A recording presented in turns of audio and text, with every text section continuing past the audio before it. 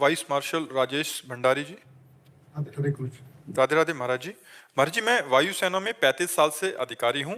आपकी कृपा से आज उच्च पद पर कुछ समय बाद सेवानिवृत्त होने वाला हूँ। महाराज जी, मुझे आप आगे का समाज और देश सेवा के लिए मार्गदर्शन करें कि मैं आगे क्या करूँ महाराज जी। उसे देश सेवा तो आपकी पर्याप्त हो ही गई है, अब अपने देह सेवा को कर लो कि अब हमको आवागमन चक्र में ना आना पड़े। अगर आए भी तो भगवान के पार्षद बनकर आए और जगत का मंगल करें। अपने देश का ही क्या, विश्व का मंगल करने की योग्यता भगवान दे देते हैं। मान लो जैसे ज्ञान संपन्न है तो उसके ज्ञान से देश विदेश सबका लाखों का कल्याण होता है। तो आपने देश सेवा तो कर ली, अब रिटायर होने वाले हो, तो जो समय मिले तो हमारे भारत के नौजवानों को उसकी योग्यता कैसे हो, वो कैसे अपने जिस डिपार्टमेंट में आप रहे हैं उसके तो सब लक्षण गुण योग्यता पता है आपको, तो अपने योग्य बनाओ उनको। जो भी आसपास जवान आपके अनुकूल मिले जो इधर उधर भटक रहे हैं तो उनको सही रास्ता दिखाओ और स्वयं सही रास्ते पे चलो। नाम जप करो, कोई नशा न करो, मांस आदि मत खाओ। अब जो जीवन का समय है एक संत की तरह व्यतीत करो, गृहस्थ में रहते हुए शास्त्रों का स्वाध्याय करो, संतों के वाणी सुनो, नाम जप करो और जब समय मिले तो नौजवानों को सही राह में लाओ। जो नौजवान भटक रहे हैं उनको व्यसन से बचाओ, व्यभिचार से बचाओ, गंदी बातों से बचाओ और उनकी जो जोश है वो हमारे देश की सेवा में लगे, ऐसी योग्यता उनको प्रदान करो। ठीक है जी। ममता जी नागपुर से। राधे राधे। राधे राधे महाराज जी।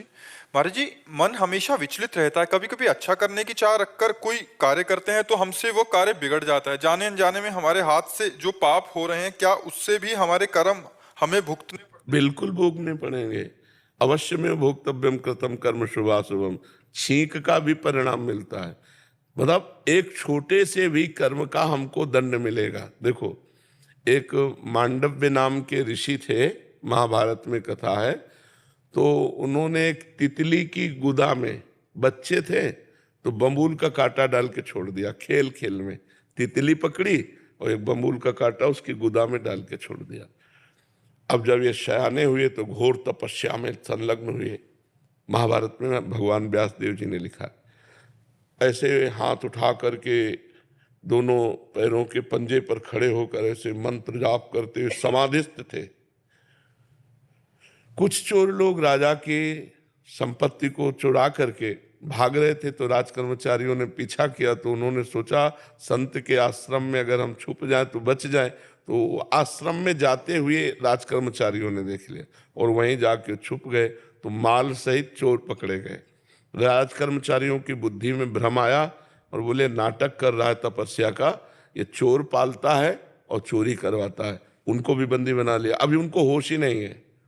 राजा के सामने ले गए, राजा ने हुक्म कर दिया, सूली की सजा उस समय चलती थी, सूली की सजा दी जाए। सूली की सजा होती है उसको ऊपर से ले जाकर गुदा के निशाने से ऐसे पटक दिया जाता है, तो भाले जैसा एक यंत्र होता है उसमें घुस जाता है गुदा में, और वो तड़प तड़प के कितने घंटों में मरेगा, वो क्षमता होती है।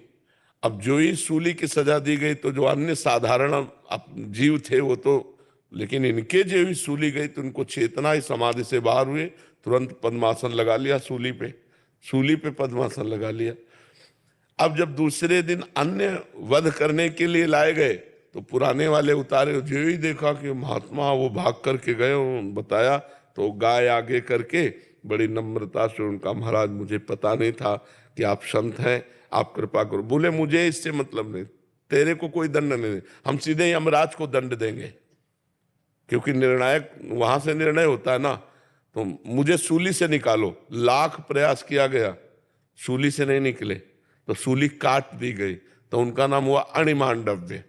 और वो तत्काल अंतर्ध्यान होकर यमपुरी पहुंचे और यमराज से कहा ये किसकी सजा है, ये क्यों सजा दी? क्योंकि जब से मुझे होश है तब से मैंने कोई पाप नहीं किया।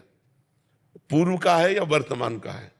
तो उनका बच्चापन की अवस्था का 8 वर्ष के आप थे, एक तितली की गुदा में कांटा डाल के छोड़ दिया था, तो तुम्हारी गुदा में सूली डाल के काट दी गई, निकली नहीं।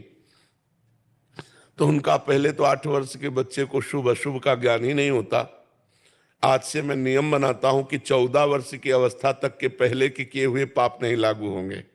वो आज भी है। 14 वर्ष की अवस्था के पहले के पाप यमराज के यहाँ दंड नहीं। अपने शायद भारत सरकार में भी उसको विशेष दंडनीय नहीं माना जाता। नाबालिग के उसमें छोटे मोटे सजा दे करके उसे मुक्त कर दिया जाता, उसको सुविधा दी जाती है। हाँ, सुधार की सुविधा दी जाती है। तो ये यमराज के यहाँ नियम बना दिया और कहा तुम यहाँ यमपुरी में बैठे आनंद ले रहे हो, मृत्यु लोक का तुम माया जाल जानते नहीं, इसलिए मैं साप देता हूँ 100 वर्ष तक तुम मृत्यु लोक में मनुष्य बनकर विचरण करो। तो वही विदुर जी के रूप में यमराज जी आए, साक्षात यमराज जी विदुर जी के रूप में, तो धर्मराज के अंश से युधिष्ठिर जी महाराज आए। तो मांडव्य ऋषि 8 वर्ष की अवस्था में तितली के गुदा में कांटा छोड़ा तो उनकी गुदा में सूली धसी कि नहीं धसी। तो हमारे छोटे छोटे कर्मों का भी फल हमको भोगना पड़ेगा, इसीलिए होश से कर्म करे। और अगर सर्व कर्मों का नाश करना हो तो भगवान एक उपाय केवल बता रहे हैं, सर्वधर्मान परित्यज्य मामेकम शरणम ब्रज। तो अहम त्वाम सर्व पापेभ्यो मोक्षयिष्यामि मा शुचा। तुम सब धर्मों को छोड़कर मेरी शरण में आ जाओ और मेरा भजन करो तो मैं तुम्हारे सारे पापों को नष्ट कर दूंगा, भगवान कह रहे हैं। अन्यथा कोई दूसरा उपाय नहीं, फिर तो भोगना ही पड़ेगा। अवश्य में भोक्तव्यम कृतम कर्म शुभाशुभ। केशव जी सीकर राजस्थान से। महाराज जी राधे राधे, आपके चरणों में कोटि कोटि प्रणाम। महाराज जी हमारे जीवन का परम उद्देश्य क्या है? हमारा जन्म किस कारण किन उद्देश्य की पूर्ति के लिए हुआ है? बड़े भाग मानुष तन पावा, सुर दुर्लभ सद ग्रंथन गावा। साधन धाम मोक्ष कर द्वारा, पाई न जे परलोक संहारा। ये काहे के लिए मिला है? परलोक संभालने के लिए, मोक्ष पदवी प्राप्त करने के लिए, भगवान की प्राप्ति के लिए मिला है।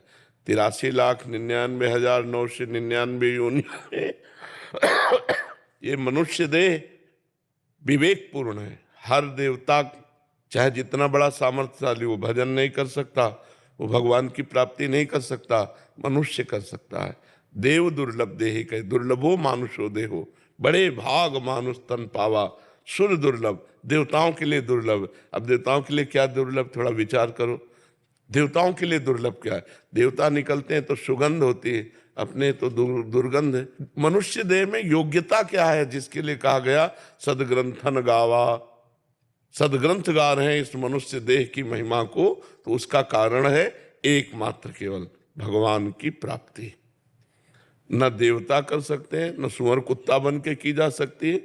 एकमात्र मनुष्य शरीर मिला तो हम नाम भगवान का जप करके भगवान को प्राप्त कर सकते हैं, अच्छे आचरण कर सकते हैं, दूसरों को सुख प्रदान कर सकते हैं, अपना परलोक संभाल सकते हैं, मोक्ष पद प्राप्त कर सकते हैं। अगर ये सब नहीं है तो तिनते खरसूकर स्वान भले, उनसे गदहा सुअर कुत्ता अच्छे।